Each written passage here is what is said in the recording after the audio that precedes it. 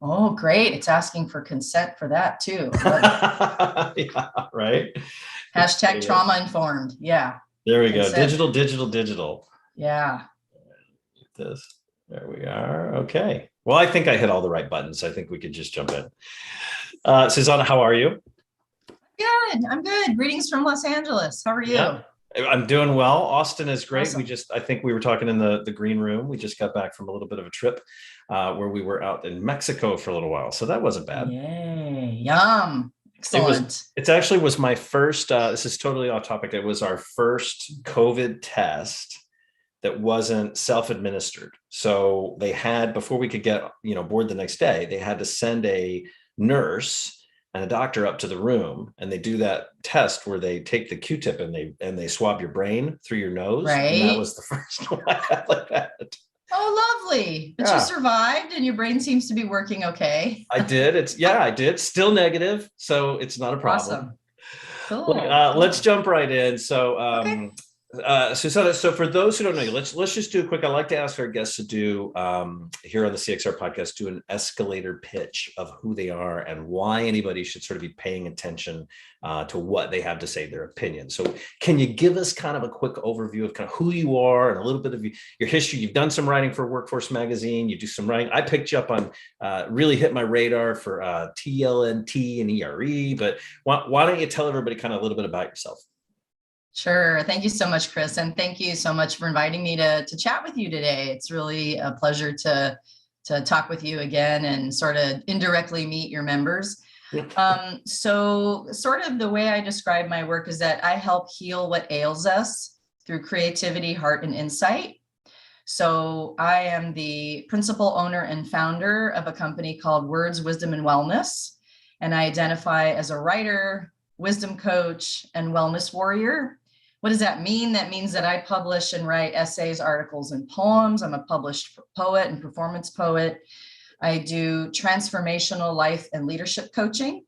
And I also do trauma-informed, body-focused stress management work. And oftentimes that dovetails with the coaching.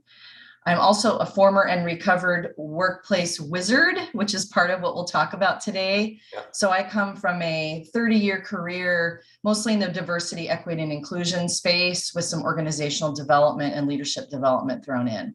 So if any of that tickles anyone's fancy, that's why they should listen. And if not, that's okay too. Well, look, there's a lot of squishy stuff in there, right? Some folks would say there's a lot of feeling stuff in there, a lot of headspace stuff in there. But I will tell you that your post, what caused me to reach out and say, could you please join us on the show and chat a little bit? Your post was when you said, look, I've been a DE&I leader for a very long time, and I can't do it anymore. And you weren't fit, right? These were your words. I'm not fit to be in this role anymore. And that seemed to me, I read that a couple of times. It seemed to me to be very honest confession of when it's time to pass the baton or time to leave. Can you, and for those who haven't read it, we'll put a link in the post show, but for those who haven't read it, can you kind of give us sort of an overview of how did you get to a point where you said, I can't do this anymore, or it's not good for me, or it's not good for them?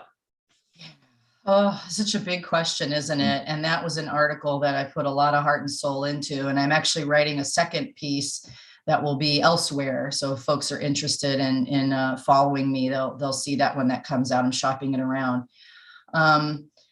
But as I talk about in the piece, it was a slow moving realization that inconveniently started around about the time I did my TEDx talk. Diversity is necessary for human evolution in 2012. And there were a number of things that occurred around the same time. There was the murder of Trayvon Martin and then the acquittal of his killer, George Zimmerman. And there were a couple incidents here locally that really gave me pause. And it's one thing to hear your elders talk about what's happened in the past and cycles repeating. It's quite another visceral experience to see it for yourself. And, integrity is my highest personal and professional value. And, I have been concerned about racism, sexism, and oppression since I was a child, and homophobia. So I've been on this journey personally, professionally, and academically to sort of understand racism and oppression, do my personal work so that I don't add to the harm myself, and try to facilitate and equip others to also go, particularly white people, to also go on that journey. And the piece that you referred to was actually the unexpected result of a brainstorm with my brilliant editor over there at TLNT, Vadim Lieberman, who is the self-described Liberace of HR and is quite a cutting edge, fantastic human and cutting edge thinker. And we were initially talking about an article about burnout. Like, how do I know that I'm just tired or burned out? Like, is this a temporary, I'm sort of stressed out, I need to go to Cancun and just, lay in the cabana for a week, or do I need to say peace out? And it ended up being that, but it ended up being sort of also my coming out around, I'm officially, I use DEI in my journey as an example of burnout, and my sort of initial public coming out around, I'm leaving the field after 30 years. Now the field's not leaving me. Once one has an equity, inclusion, and anti-racist, anti-oppression lens, I don't think that ever leaves, and it's certainly embedded into all the work I do, but no more working with organizations to try to move the needle. And how, was there a trigger for you, like or was it just a series of small things where you said, it's time for me to read my own signs? Yeah, great question. I'm here in California, so I'll use an earthquake metaphor. It wasn't like the big one hit. It was like we had there were several serious shocks where it was like, I need to leave this building because it's going to fall down in the next earthquake. So I use the words not fit for duty, which comes from sort of law enforcement and healthcare. And the 3 points I make in the article is that I realized, first of all, that I've experienced too much harm. And that's important to really let sink in, because while I do have marginalized identities, they're not visible ones except for my gender. So I get to navigate the world in a white cishet body. And yet I still have experienced so much harm that my nervous system is no longer able to recover in a way that I can show up for my clients and for, the people I love outside of work. So the harm was too much, too great, and too ongoing for me to be able to really fully show up and be in integrity. The second was that I was causing too much harm. So well, talk a little bit about that, please. Sure, Chris. And this requires a lot of courage to even notice, much less say out loud, that there's the saying, hurt people hurt people. And while I don't think anyone that knows me well, and most of my clients would say I'm not conscientious, I'm known for being maybe conscientious almost to a fault and very meticulous and detail oriented and empathic and all those things that you picked up on. I was starting to notice that my unprocessed accumulated anger, frustration, pain, and grief was starting to bleed over in ways that I was just increasingly frustrated, particularly with white people, particularly with organizations, in not being willing or able to do the work that's needed, and finding myself starting to lash out a little bit in really indirect ways, some subtle, some overt, when I realized, any good that I might do as a consultant on a DEI project might be balanced out by this negative energy of anger and grief that I'm carrying around. And the third reason, Chris, in the article was that, I'm an imposter. That's a tough one.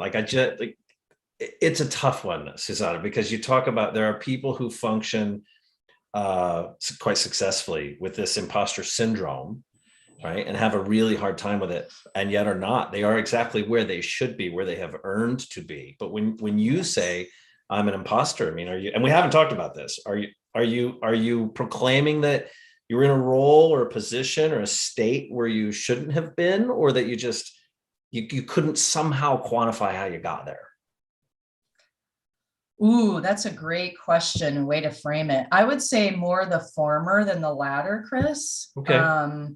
And for those of you that are listening, I want you to kind of notice what showed up for you when you heard me say I'm an imposter, because that's something that can really bring stuff up for people. And those feelings and sensations always point to some invitation to awareness or personal work or something like that. Because yes, there has been, to your point, there has been a lot said and written about imposter syndrome in the last several years. As a transformational wisdom coach, I attract a lot of clients, particularly mid-level and senior leaders that are people of color and or women and or queer that are dealing with imposter syndrome.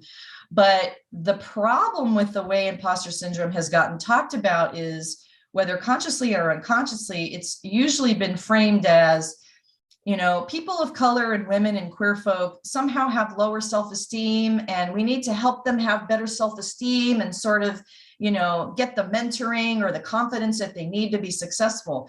When actually there's some new thought leadership coming out, which I think is more truthful, which is there's a reason that people with marginalized identities like women, queer, and people of color feel like imposters, because we're constantly being given messages, mostly unintentional, that we don't belong.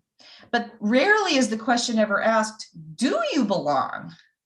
So I find that a lot of us sometimes get on these tracks in the corporate world in particular to sort of prove something to themselves or someone else, usually not consciously, when, just because you can doesn't mean you should. Now, and I have to say there's some generational privilege here. As a Gen Xer, I can sort of say that, whereas for boomers, it was more a matter maybe of survival. Like, I'm going to break down that racist curtain. I'm going to bust that glass ceiling, because holy cow, someone needs to do something, and I can. Like, thank you, Ruth Bader Ginsburg. Thank you, all the people that, really found the support, the tenacity, whatever, the grit, all those, words we like to throw around to do that. And now I think with Gen Xers and millennials, we can also kind of now thank those elders and those ancestors and pause and go, but do I really belong here? Now, do I belong in the fight and the vision and the creativity around creating a world that works better for more of us? Absolutely. That's been me since as long as I can remember. That's going to be me till I die. But being a DEI consultant in organizations that are facing unprecedented and unmanageable stressors and system change, absolutely not. I'm not the right person. That doesn't mean that someone else might be. I mean, my choices are a statement about my life. They're not a statement about anybody else's, but I would not be an effective change agent if I didn't do my personal work, look at it and go, you know what? It's time for me to step back. It's time for me to do something different. Still hold on to the values and the goals and the vision, but not do it like this, because I'm causing harm and it's hurting me. And if it's hurting me too much, then it's hurting the world. Yeah, maybe just time to move to another channel. Same mission, right? Yeah. Same goals, but move Change to another station. channel to do that work. Yeah. Yeah. Wow. To quote the wise one, Beavis, this sucks. Change it. Yeah. But yeah, change it. I got to change the channel, change the frequency. So Susana, it's funny that we sort of veered off in this direction, but in the last, I think since we've spoken, maybe about a month ago, I think I have had, well, just in the last 2 weeks, I've had at least 2 conversations with heads of talent who all but break down in tears because they are tired. They are just exhausted, and they see it in their teams. I think the first one started with an executive just venting that their people are just screwing up, dumb mistakes, unavailable, can't reach them, just misstep after misstep that's out of character, or that would have been out of character maybe 2 years ago. And then the call ends with some level of self-reflection saying, well, shit, maybe it's me that's exhausted, and maybe it's me that has my patience or my affinity to be able to sort of listen better and help lean in and coach has been shortened, right? Are you seeing the same thing? I would imagine. Are you seeing the same thing across the board? Is this just a big red flag that nobody, and I'm speaking in absolutes, but that nobody is doing anything about for these leaders? Because nobody's getting a shitload of I more just, budget. No, nobody's getting a ton of more no, staff, but they are getting asked to do no. more work. They are tired. They are like, are you seeing the same thing? Are you seeing something different? So first of all, I just felt that in my body when you said that. My empathy and my grief and my anger. Um, Here's a good one. just It makes me angry.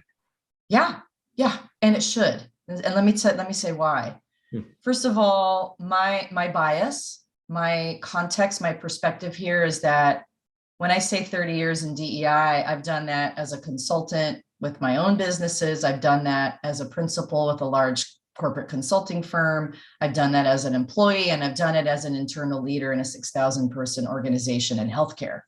Okay. So I've come at this from multiple sectors and multiple roles. And what I want to say is what is emblazoned across the header of the website of my current company, which is you're not bad, you're not crazy, and you're not alone. Hmm. And here are the two things that no one is telling these leaders.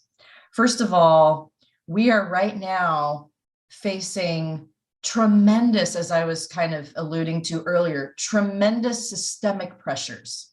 Mhm. We are now facing the music. The chickens are coming home to roost after decades of not investing in organizations, people, families, communities. We are right now, and I see this across the board. So yes, again, not bad, not crazy, not alone. People across the board, whether they're frontline employees or executives, are being asked to do the jobs of 2 to 3 people. Yeah. For the pay of 1 at the pay rate of the 80s. So let's just talk about that. The expectations are inhumane and impossible. And people are feeling that, but we are told that it's us. The United States is a very individualistic culture, and I'm not saying that in any judgment, good or bad way. I'm just stating anecdotally as well as research, that's how we're oriented. So we think the problem and therefore the solution lies and resides in the individual. So that's the first thing I would say to you and to folks, is that there are tremendous systemic long-term pressures that are coming home to roost and that we are feeling in our bodies. And that takes me to the second thing that people are not saying, is that the human nervous system is genius. Human beings are not designed to be working like dogs 60 hours a week, doing multiple things with hundreds of different other human beings, not eating fresh, nourishing food that was prepared by someone that we love, not being on devices who are really designed to keep us on the device. We are experiencing a tremendous, what's called allostatic load for our nervous systems that we cannot manage. And particularly in the last 2 years, I love that you said that, adding on a global pandemic, waves of global pandemics that have also disconnected us from touch, from community, from even being able to see people's faces, is tremendously debilitating. And when the human nervous system, and this is where I'm going to geek out on somatics and then I'll stop my fire hose. When the human beings have 7 to 8 different stress responses as mammals, as primates, and as highly social species. And 4 of those are freeze states, which are an extreme response to threat that our nervous system goes into without our awareness, knowledge, permission, and even an emotion. And if our bodies go into some form of a freeze state, first of all, we're numbed out, we're disappearing, we're checked out. So of course people are going to forget stuff. They're already dealing with too much. And then when we start to come out of a freeze state and thaw, our bodies have to go through activation before we reach calm. And that's where a lot of conflict, a lot of acting out starts to take place. I know a lot of my HR colleagues are seeing complaints and crazy acting out behavior like never before. Why? Because the human nervous system is starting to thaw from those extreme stress states. So we are asking way too much of people in organizations, and we're also asking way too much from our workplaces. We are now expecting our workplaces not just to give us money so that we can have our basic physical needs met, but we're also looking for all these psychosocial and emotional needs to be met, like belonging, like purpose, like meaning, that the workplace was never designed to meet. Yeah. It's just too much. Wow. Well, look, Susana, I feel like I could talk to you for 3 hours and just on this piece alone, but let's I know we're running up on time. We try to keep these pretty brief, but let me ask you, is there something that you would give, word of advice or snippet that you would give to the leaders who are listening to maybe help recognize that pattern, right? Or just something to watch out for, or if they feel it coming, what should they do? Is there just one thing you would sort of advise or give to them as a takeaway from today? Man, one is tough, but I guess I'll say what some of my coaching clients are working on right now, which seems to be important, is to start to discern your yes and your no in you. Like, aside from what anyone else says, whether they're a family member or your boss or your team, where's your yes and your no? And how do you know that in your body? Your body never lies. And how can you get curious then about the sources of those yeses and nos? Is it coming from that wisdom, from that abundant internal wisdom that we have? Or is it coming from a story that we've internalized or adopted from our culture that actually may not be serving us in that moment? So that's deep and nuanced work that an effective professional coach or therapist can help untangle, starting to discern where's your yes and no, and how do you personally in your body gauge that? Just off the cuff, Chris, is probably where I might invite folks to start. Fantastic. Look, we don't normally do this. We don't let anybody do a plug, but Susana, this is a hot topic. I think this is one Jerry and I have talked about. We talk with leaders about all the time. You mentioned your website, and you were also pro to not drop a link in there. But let me ask you, do you have a URL, or do you have something you want to send people to if they want to find out more information about Ms. Rinderle, if they want to learn a little bit more about what you do and maybe talk to you directly? Oh, sure. And thank you for that invitation, Chris. I would be here even without that generosity. But yes, my website is wordswisdomwellness.com. I love it. And you can also Google my name and find my YouTube channel and social media as well. Awesome. Thanks. Look, for those who are on the podcast, be sure that you continue to subscribe or add that like or whatever channel that you're on. But we do these live streamed to YouTube every week, and we go ahead and send them out. I think after post, we put these fancy bumpers on them. We send them out to post anywhere that you subscribe, but you can find more information at cxr.work/podcast. And if you're interested in checking out what we've got going on in the events space, we've got some members only content going on out there, a new lecture series. We're kicking off our second one coming up on empathy, interestingly enough. And then we've also got some things that we're doing open to the public, book club, happy hour, that sort of thing. You can see all of that out at CXR.Works events. Susana, thank you again so much for joining us. We're really, really grateful for the time you've given to everybody that's dialed in. Honored, and thank you so much.